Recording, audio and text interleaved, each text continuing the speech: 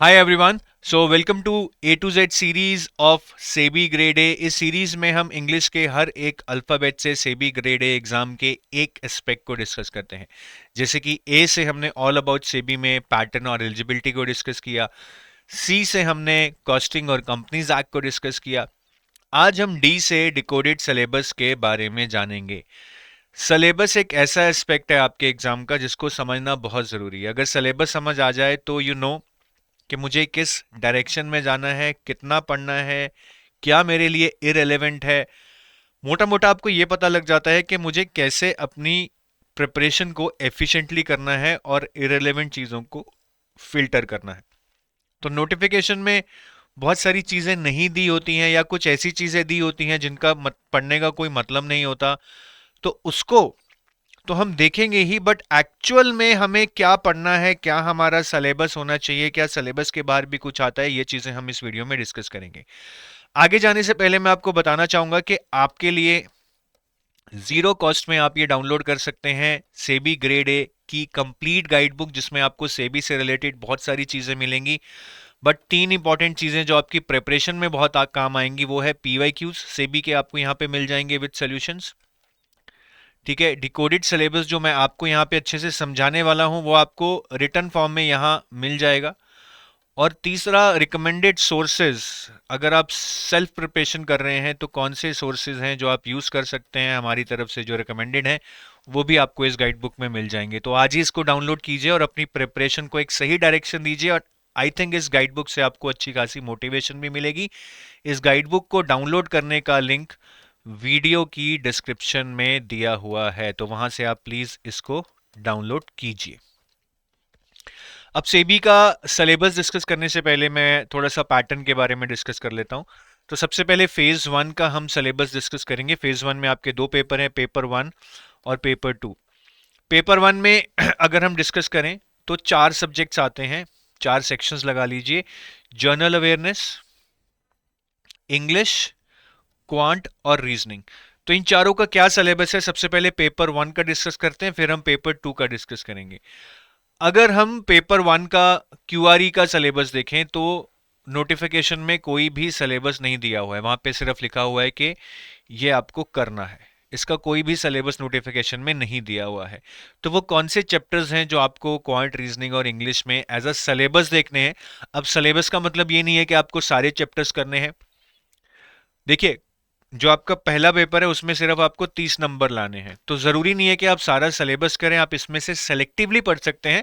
But overall क्या syllabus है वो मैं आपको बता देता हूं। Data interpretation, number series, number system, quadratic equations, ratio proportion, percentages, profit and loss, simple interest, compound interest, time and work, pipes and system, time distance and mixture allegation. आप इस वीडियो को यहाँ पे पोस्ट करके इसकी photo ले सकते हैं या फिर नोट कर सकते हैं, मैं जल्दी जल्दी आपको बता देता हूँ। Coding, decoding, syllogism, directions, inequality, ranking and order, seating arrangement, blood relation, data sufficiency, machine output, puzzles, alphabetical series. और इंग्लिश में हालांकि ग्रामर करनी पड़ेगी, but grammar based, application based जो क्वेश्चंस आएंगे वो reading comprehension, sentence rearrangement, error detection, antonyms, synonyms, cloze test. तो ये हमारा पूरा पैटर्न रहेगा, पैटर्न रेदर सिलेबस रहेगा। बट इसमें से आपको सारा नहीं करना है, सेलेक्टिवली पढ़िएगा जितने मार्क्स की जरूरत है उसके लिए। जीए का क्या सिलेबस है? जीए का भी कोई सिलेबस नोटिफिकेशन में डिफाइंड नहीं है। ठीक है, अगर आप देखेंगे तो एक तो आपको मिसलेनियस जीए में से क्वेश्चंस आते हैं। मिसलेनियस जीए क्या है? वो ये आपका बुक्स एंड ऑथर्स, स्पोर्ट्स पे क्वेश्चन आ गया, गवर्नमेंट ने कोई एमओयू साइन कर लिया, कोई पार्टनरशिप बना ली, themes of important days, science and tech, persons in news, किसी को कोई अवार्ड मिला हो, किसी की डेथ हो गई हो, समिट्स एंड कॉन्फ्रेंसेस और उनके थीम्स, डिफेंस में कोई मिलिट्री एक्सरसाइज हो या कोई इक्विपमेंट इंडिया ने खरीदा हो, साइक्लोन्स, हरिकेन्स पे भी क्वेश्चंस पूछ लेते हैं, फेमस अवार्ड्स जैसे नोबेल प्राइज, पीस प्राइज पे भी क्वेश्चन पूछ लेते हैं, कोई इंपॉर्टेंट माइलस्टोन गवर्नमेंट ने या किसी कंपनी ने रीच किया हो। तो इस तरह के क्वेश्चंस मिसलेनियस जीए में आते हैं।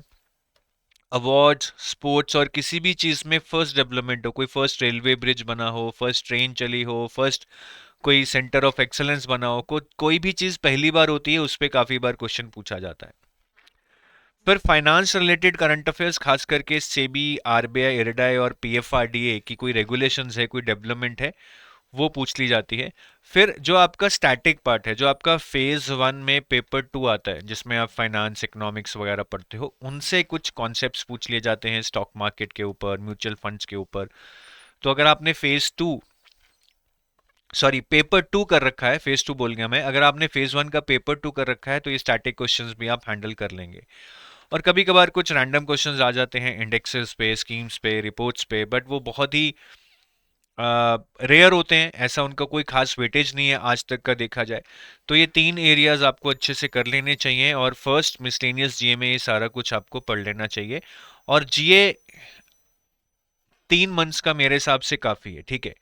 अगेन अगर आपका क्वांट रीजनिंग इंग्लिश बहुत ही खराब है कि इसमें आप अच्छा कर ही नहीं पाओगे, फिर आपको जीए शायद 5 या 6 महीने का कर लेना चाहिए, क्योंकि फिर आपका सारा जो दारोमदार है, जो आपका सारा जोर है, वो जीए पे ही होगा, क्योंकि जीए ही आपका कट ऑफ है जो 30 नंबर का, वो क्लियर करवाएगा। ठीक है। अब पेपर 2 का अगर हम सिलेबस डिस्कस करें, उसमें 6 सब्जेक्ट्स हैं। Number 1 commerce and accounts, number 2 management, number 3 finance, number 4 costing, number 5 companies act, and number 6 economics. तो ये 6 सब्जेक्ट्स का क्या सिलेबस है नोटिफिकेशन में, और सिलेबस के बाद हमें क्या पढ़ना चाहिए, वो हम डिस्कस करते हैं। मैनेजमेंट की बात करें तो मैनेजमेंट में 5 मेन टॉपिक्स हैं।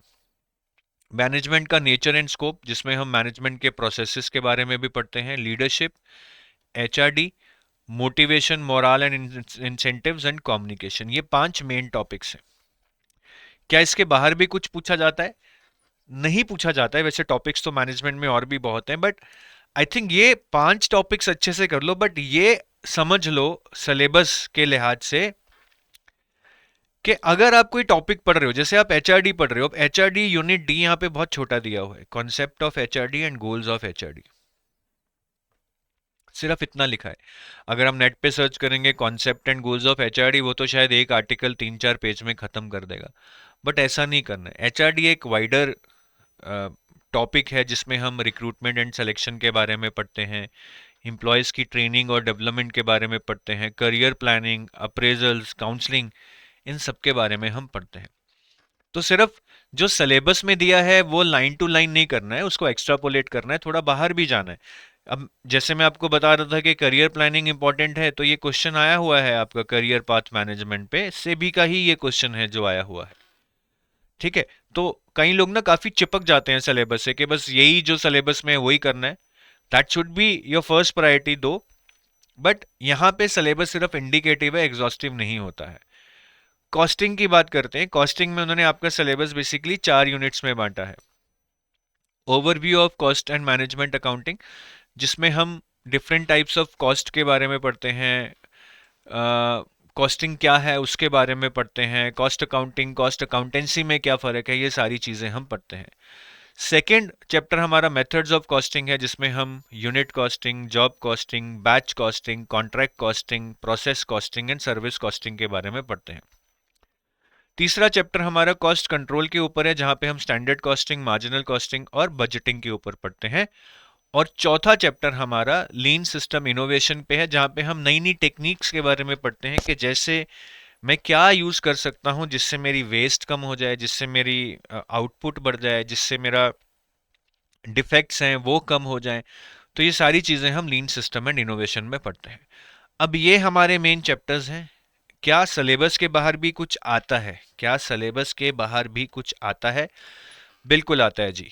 ठीक है, कुछ चैप्टर्स हैं जो आपके सिलेबस में मेंशन नहीं है, जैसे कि material costing, labour costing, overhead costing. बहुत ही बेसिक है कॉस्टिंग का, आई थिंक इसके बिना आप ये वाला सिलेबस भी नहीं समझ पाओगे। फिर एक्टिविटी बेस्ड कॉस्टिंग आता है, इससे लास्ट ईयर क्वेश्चन भी आया हुआ है एक्टिविटी बेस्ड कॉस्टिंग से सेबी में। फिर joint and by product costing. तो ये 5 टॉपिक्स मेरे हिसाब से किसी को भी कर लेने चाहिए जो सेबी के लिए तैयारी कर रहा है, apart from the topics that are given in the costing syllabus. यहाँ से क्वेश्चन आए हुए हैं इन टॉपिक्स में से। और सेबी में अगर न्यूमेरिकल की बात की जाए, ठीक है, न्यूमेरिकल भी एक बड़ा चंक होता है कॉस्टिंग में। तो chapter number 1 overview of cost and management accounting, ये न्यूमेरिकल के लिहाज से एक इम्पॉर्टेंट पार्ट है सिलेबस का, जिसमें कॉस्ट शीट, पे क्वेश्चन पूछे जा सकते हैं।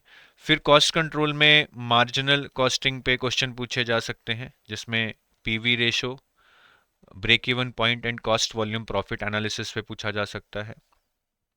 फिर स्टैंडर्ड कॉस्टिंग पे क्वेश्चन पूछे जा सकते हैं, मटेरियल एंड लेबर वेरिएंस पे। फिर लीन सिस्टम एंड इनोवेशन में से कोई न्यूमेरिकल नहीं है, लेकिन प्रोसेस कॉस्टिंग में से क्वेश्चन है। तो प्रोसेस कॉस्टिंग में एबनॉर्मल लॉस गेन पे क्वेश्चन आता है और इक्विवेलेंट प्रोडक्शन पे क्वेश्चन आता है। ठीक है, बाकी न्यूमेरिकल्स और भी हैं, वो भी कर लीजिएगा, बट इनको ज़्यादा प्रायोरिटी दे दीजिएगा। बट पैटर्न कभी भी चेंज हो सकता है, मैं ये बार बार बताता रहता हूँ। ये नहीं है कि जब मैंने ये बता दिया कि बस न्यूमेरिकल में सिलेबस में यही है। सिलेबस में और टाइप के न्यूमेरिकल्स भी हैं, उनको भी कर लेना, इनको चाहे बस फर्स्ट प्रायोरिटी पे कर लेना। अब फाइनेंस की बात करते हैं। फाइनेंस में उन्होंने बेसिकली 3 यूनिट्स में आपके सिलेबस को बांटा है। First unit is role and functions of regulatory bodies, कि जो हमारे इंडिया में आरबीआई, सेबी, नबार्ड, एनएचबी, जितनी जो रेगुलेटरी या सुपरवाइजरी बॉडीज हैं, उनका क्या रोल है, क्या उनके फंक्शंस हैं। फिर फाइनेंशियल मार्केट्स के बारे में पढ़ा जाता है कि फाइनेंशियल मार्केट्स जहां से पैसा कंपनीज के पास जाता है, इन्वेस्टर्स का पैसा इकोनॉमी में जाता है through equity markets, through bond markets, through forex markets, उसके बारे में पढ़ते हैं। उसमें क्या इंस्ट्रूमेंट्स हैं वो पढ़ते हैं। फिर कुछ जनरल टॉपिक्स है जिसमें हम डेरिवेटिव्स के बारे में पढ़ते हैं, फॉरवर्ड्स, फ्यूचर्स एंड स्वैप। अच्छा टेक्निकल टॉपिक है ये। फिर ये तो unit B is based on current affairs. ठीक है। फिर फाइनेंशियल इंक्लूजन, फिर alternate sources of finance and public private partnership, unit C and D. I think ये एक तरह से सिलेबस में डाल के कुछ वेस्ट ही किया उन्होंने टॉपिक्स का, ये कुछ खास मायने नहीं रखते हैं। डायरेक्ट एंड इनडायरेक्ट टैक्सेस, जिसमें जीएसटी के बारे में पढ़ते हैं। फिर finance commission, fiscal policy, FRBM, ये भी इंपॉर्टेंट चैप्टर्स हैं। And unit F is on inflation. तो ये कुछ चैप्टर्स हैं जो आपके सिलेबस में है, और सिलेबस के बाहर भी कुछ चैप्टर्स हैं, जैसे टाइम वैल्यू ऑफ मनी पढ़ना बहुत ज़रूरी है। इसके बिना आप डेरिवेटिव्स, बॉन्ड्स जैसे चैप्टर्स पढ़ ही नहीं पाएंगे। और टाइम वैल्यू ऑफ मनी से क्वेश्चन भी आया हुआ है, रूल ऑफ 72 का, ये लास्ट ईयर सेबी में ही आया था। फिर डेरिवेटिव्स में उन्होंने फॉरवर्ड्स, फ्यूचर्स एंड स्वैप्स दिए हैं, बट डेरिवेटिव्स 4 टाइप के होते हैं। चौथा टाइप होता है ऑप्शंस, वो नहीं दिया है बट पढ़ना चाहिए। फिर इक्विटी मार्केट से रिलेटेड म्यूचुअल फंड्स होते हैं, ये भी हमें पढ़ने चाहिए। और रिस्क मैनेजमेंट ओवरऑल फाइनेंस का एक इंपॉर्टेंट पार्ट है, ये भी हमें पढ़ना चाहिए। यहां से भी पास्ट ईयर में क्वेश्चंस आए हुए हैं। ठीक है। और अगर मैं न्यूमेरिकल की बात करूं तो सिलेबस में न्यूमेरिकल्स ज्यादा चांसेस हैं कि वो डेरिवेटिव्स या बॉन्ड्स में से आएंगे। अगर आए तो जरूरी नहीं है कि आएंगे।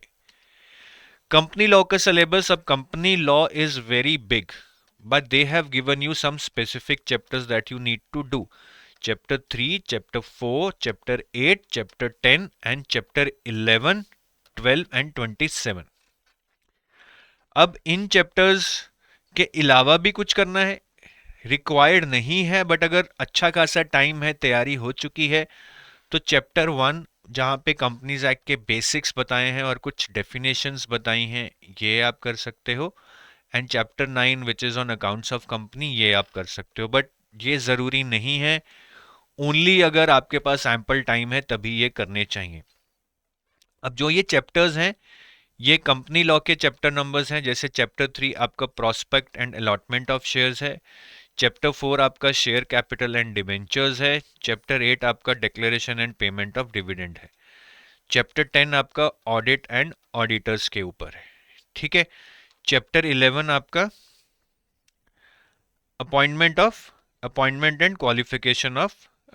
चैप्टर 10 आपका ऑडिटर्स के ऊपर है। ठीक है।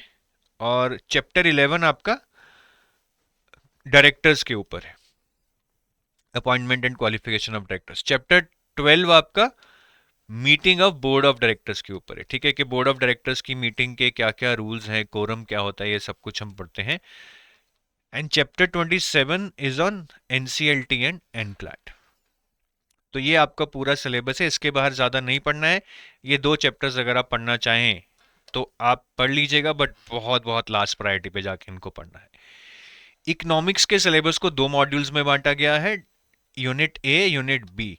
यूनिट बी थोड़ा मैक्रो टाइप्स है, जो आप लोगों ने, काफ़ी लोगों ने बाकी एग्जाम्स की तैयारी में पढ़ा होगा, आरबीआई में, यूपीएससी में, शायद एसएससी में भी, balance of payments, foreign exchange markets, inflation, monetary and fiscal policy, non banking financial institutions, ये समझना थोड़ा आसान है। ठीक है, इसके अलावा डिमांड एंड सप्लाई आप कर सकते हो,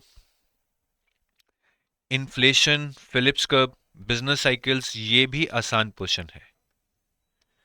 ठीक है, लेकिन इसके अलावा ज़्यादातर चैप्टर्स, ठीक है, ज़्यादातर चैप्टर्स जो आपके सिलेबस में हैं वो इतने आसान नहीं हैं, जैसे कि मार्केट स्ट्रक्चर्स हो गया, क्लासिकल एंड केनीजियन अप्रोच हो गया, कंजम्पशन फंक्शन हो गया, इन्वेस्टमेंट फंक्शन हो गया, multiplier and accelerator, demand and supply for money, IS LM curve.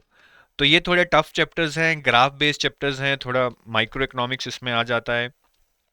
तो आप इनको करेंगे तो सही, बट मैं हमेशा ये बोलता हूँ कि यूनिट बी पहले कर लीजिए, उसके बाद यूनिट ए कर लीजिएगा, अगर आपको प्रायोरिटी ऑर्डर डिफाइन करना है। क्या इसके बाहर भी कुछ सिलेबस में पढ़ना है? नहीं, इतना पढ़ लो यही काफ़ी है। इकोनॉमिक्स का सिलेबस ज़्यादा नहीं है, but it's a good technical subject which might require a lot of time to understand. और कॉमर्स एंड अकाउंट्स में क्या क्या है? कॉमर्स एंड अकाउंट्स में हमारे 6 यूनिट है। First unit is a very basic unit, accounting as a financial information system. Then second unit is on accounting standards, ठीक है, हमारे जो अकाउंटिंग स्टैंडर्ड्स हैं उसके ऊपर है। Third unit is on financial statements, cash flow, fund flow, financial statement analysis and ratio analysis. Fourth and fifth are related units where we discuss about accounting for share capital, including bonus, rights, ESOPs and buyback. And F is on preparation of final company accounts. एक तो इस order में आपको नहीं पढ़ना है, जो ये ऑर्डर इन्होंने यहाँ पे दे दिया ये बिल्कुल बकवास है। अब इसके अलावा भी क्या सिलेबस में कुछ पढ़ना है, बहुत ज़रूरी है। ये पहले 3 यूनिट सिलेबस में नहीं है, बट अगर आपने ये नहीं पढ़े तो आपको ये भी समझ नहीं आएगा, मैं गारंटी दे सकता हूँ। ये 3 यूनिट, फर्स्ट यूनिट है अकाउंटिंग प्रिंसिपल्स का, जिसको हम थ्योरी बेस ऑफ अकाउंटिंग भी बोलते हैं। इस पे क्वेश्चंस भी आ रखे हैं। गोइंग कंसर्न आपका अकाउंटिंग प्रिंसिपल, प्रूडेंस कॉन्सेप्ट, ये सब आपके अकाउंटिंग प्रिंसिपल्स हैं जिन पे क्वेश्चंस आ रखे हैं। दूसरा है अकाउंटिंग की एबीसी के, अकाउंटिंग में डेबिट क्रेडिट जर्नल लेजर कैसे बनाते हैं, बहुत बहुत इंपॉर्टेंट है, इसके बिना भी आप अकाउंटिंग सीख ही नहीं सकते। और तीसरा है कि जब हम ये डेबिट क्रेडिट करते हैं उसमें कुछ एरर्स आ जाएं तो उसको हम कैसे रेक्टिफाई करते हैं। तो ये तीनों चैप्टर्स बहुत बहुत इंपॉर्टेंट है, इसमें से बहुत क्वेश्चंस आ रखे हैं पास में। तो सिर्फ इस सिलेबस पे मत जाइएगा, इन चैप्टर्स को प्लीज प्लीज प्लीज कर लीजिएगा, ठीक है। और यहां पे मैं बताऊंगा कि आपने पहले इसको पढ़ना है ऑर्डर में P1, फिर आपने इसको पढ़ना है P2, फिर आपने यूनिट F P3 इसको पढ़ना है, उसके बाद आपने यूनिट D और E को पढ़ना है P4, और उसके बाद आपने यूनिट बी को पढ़ना है जो अकाउंटिंग स्टैंडर्ड्स हैं P5। इसी ऑर्डर में पढ़िएगा, नहीं तो चीज़ें बिल्कुल भी कनेक्ट नहीं हो पाएंगी। ऑर्डर में पढ़ेंगे तो कॉन्सेप्ट के ऊपर कॉन्सेप्ट बिल्ड होगा, ठीक है।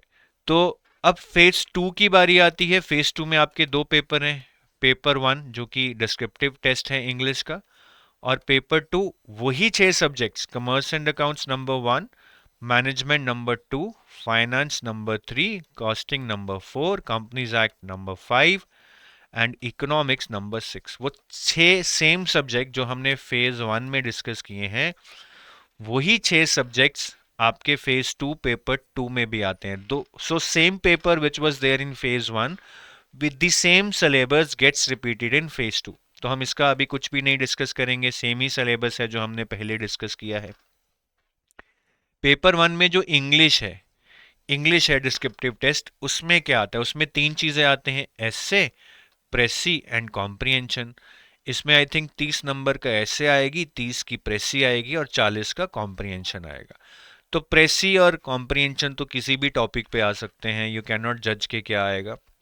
ऐसे में 4 टॉपिक्स आते हैं जनरली। एक टॉपिक आपका इकोनॉमी, फाइनेंस या मैनेजमेंट में से रहेगा, जैसे लास्ट ईयर आया था कि how organisations and management can nurture organisational culture, point number 2, ठीक है। फिर आपका जनरली एक टॉपिक एनवायरनमेंट पे भी रहता है, मैंने यहाँ नहीं लिखा है, एनवायरनमेंट पे भी रहता है, मैंने देखा है। तो जैसे ये फर्स्ट टॉपिक आपका एनवायरनमेंट से रिलेटेड है, how environment and social governance help in globalisation, global business prospects. तीसरा टॉपिक आपका सोशल हेल्थ एक्सपेंडिचर पे है, जो कहीं ना कहीं सोशल इश्यूज से रिलेटेड है। And last is kind of an open-ended machine can replace 5 average human beings, but 5 machines cannot replace 1 smart human being. This is open-ended. I think there is no preparation for these kind of topics. If you know, you can write it. So this is about the syllabus of phase 2 paper 1, and as I told you, phase 2 paper 2 is just a repetition of phase 1 paper 2. We are not going to discuss the syllabus again. So that's the syllabus, and if you are trying to find out some courses for SEBI, तो 2025 के लिए what we have done is we have launched a crash course, a live crash course for SEBI. The classes started on 24th of October. इसमें 2 slots में classes हो रही हैं, 100+ live classes हैं। फ़ायदा इसका यही है कि एक सेट शेड्यूल से आपकी चीज़ें हो जाएंगी और आपको पता रहेगा कि कैसे कैसे किस ऑर्डर में करना है। टीचर आपको उस ऑर्डर के अकॉर्डिंग पढ़ाएगा, जितना एग्ज़ाम के लिए चाहिए उतना पढ़ाएगा, आपके डाउट्स भी रिजॉल्व करेगा, आपको होमवर्क भी देगा, आपको रिवीजन भी कराएगा। तो एक हैंड होल्डिंग हो रही है, एक हाथ पकड़ के चल रहे हैं कि हम आपके साथ हैं, आपको हम करा देंगे। बट अगर आप एफर्ट लगाएंगे तभी आप ये क्रैश कोर्स में मतलब एडजस्ट हो पाएंगे। ठीक है, अगर आपने सोचा कि बस टीचर पढ़ा दिया अब मैं वापस जाके नहीं पढ़ूंगा, ठीक है, टीचर ही किसी तरह बस मुझे सब कुछ करा दे, वैसा नहीं होगा। आपको अपना भी बहुत जोर लगाना पड़ेगा। ठीक है, तो ये बाकी कोर्सेज हैं हमारे गोल्ड और सिल्वर कोर्स, जो पेरिनियल कोर्सेज हैं। अगर आप लंबे टाइम के लिए प्रिपेयर करना चाहते हैं तो आप इन कोर्सेज को भी कंसिडर कर सकते हैं। So take your leave, thank you, wish you all the best, Jai Hind.